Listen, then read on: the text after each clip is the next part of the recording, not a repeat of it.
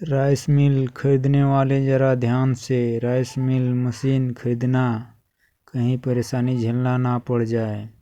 जब आप कोई मशीन खरीदोगे तो उसके स्पेयर पार्ट के बारे में अच्छे से जानकारी प्राप्त कर लेना। किसी मॉडल का मशीन खरीदे हो या खरीदने वाले हो, जब आप मशीन खरीद कर चलाओगे तो उसके अंदर के स्पेयर पार्ट 2-3 या 4-5 महीने बाद ख़त्म होगा ही। जब ख़त्म होंगे तो बहुत सी दिक्कतें आ सकती है। अगर ऑनलाइन मशीन खरीदे रहोगे तो केवल मशीन के एक सेट ही आपके पास होंगे, एक्स्ट्रा एक भी पार्ट कंपनियां नहीं दिए रहेंगे। और अपने आसपास किसी डीलर से खरीदे रहोगे तो डीलरों के पास भी एक्स्ट्रा पार्ट ना के बराबर होते हैं। जब भी आपके मशीन के अंदर के स्पेयर पार्ट ख़त्म हो जाए तो उस पार्ट के साइज़ के बारे में आपको जानना बहुत ज़रूरी है।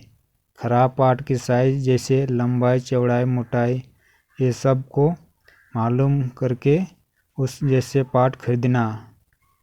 दोस्तों, मेरे साथ एक ऐसा ही घटना घटित हुआ है। मैंने एक शाफ्ट मंगाए थे, ऑनलाइन शाफ्ट मंगाए थे 6N40 मॉडल का शाफ्ट पार्ट, जो बिल्कुल भी साइज़ का नहीं था। इसका मोटाई बहुत ही कम था, आगे वीडियो में दिखाया हूँ।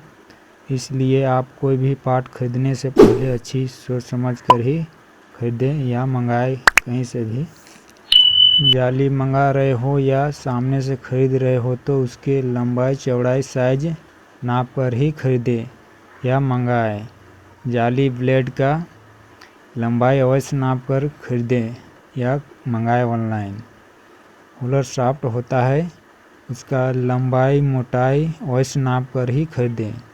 ऐसे सेम मॉडल के मशीनों का स्पेयर पार्ट बहुत से कंपनियां बनाते हैं, लगभग एक ही जैसे, और सभी कंपनियों को बनाए हुए पार्ट में थोड़ा बहुत डिफरेंस होता ही है। कभी किसी का लंबाई छोट हो जाएगा, कभी किसी का मोटाई छोट हो जाएगा, किसी का बड़ा हो जाएगा, इस टाइप के थोड़ा बहुत इधर उधर हो जाते हैं। इसलिए जब भी कोई पार्ट मंगाओ तो उसका ख़राब हुए पार्ट का अच्छी तरह से लंबाई, चौड़ाई, मोटाई अच्छी तरह से नाप कर तभी कंपनी को रिक्वायरमेंट करो और मंगाओ या खरीदो। बहुत से भाई लोग ऐसे मशीन तो खरीद लेते हैं, फिर बाद में कुछ महीना होते हैं तब इसका जो पार्ट होता है अंदर वाला वो घिस जाता है, ख़त्म हो जाता है। उसके बाद वो पार्ट जल्दी आमने सामने मिलता नहीं है, तो बहुत परेशानी होता है। बहुत से भाई लोग ऐसे शिकायत करते हैं। अगर ये सामने से डीलर से खरीदे रहोगे ऐसे मिल, तो डीलर के पास तो एक्स्ट्रा सामान रहता ही नहीं, तो आपको ऐसे ही घुमाएंगे, आज ला दे रहे हैं, कल ला दे रहे हैं, ऐसे टाइप के, बस ऐसे आपको घुमाते रहेंगे। उसके बाद वो लानेंगे ही नहीं। कम प्राइस वाले जो पार्ट होते हैं उसको बहुत सारे कंपनियां एक्सपोर्ट जल्दी करना नहीं चाहते, कई बार तो भेजबे नहीं करते, और भेजते भी तो बहुत लेट आते हैं बहुत बार। यह देख रहे हो शाफ्ट 6N40 मॉडल वाले मशीन का, राइस मिल मशीन का शाफ्ट है। यही शाफ्ट मैंने मंगाए थे, ऑनलाइन मंगाए थे। देखो इसका साइज कितना छोटा है। ये वायरिंग का जो मैंने एक वीडियो में बताए थे, बना के डाले भी हैं, ये वायरिंग उसी का पार्ट है। जो यहीं का जो लगा हुआ है, मेरे पास मशीन है, वो शाफ्ट में वायरिंग लगा हुआ था। जो बाद में शाफ्ट मंगाए तो ये शाफ्ट बिल्कुल भी बहुत छोटा था। ये वायरिंग है वही मशीन का 6N40 मॉडल का वायरिंग का पार्ट है, जो कटिंग करके मैंने शाफ्ट में डाले थे। उसका वीडियो है, कैसे डाले थे कटिंग करके, जाकर देख सकते हो।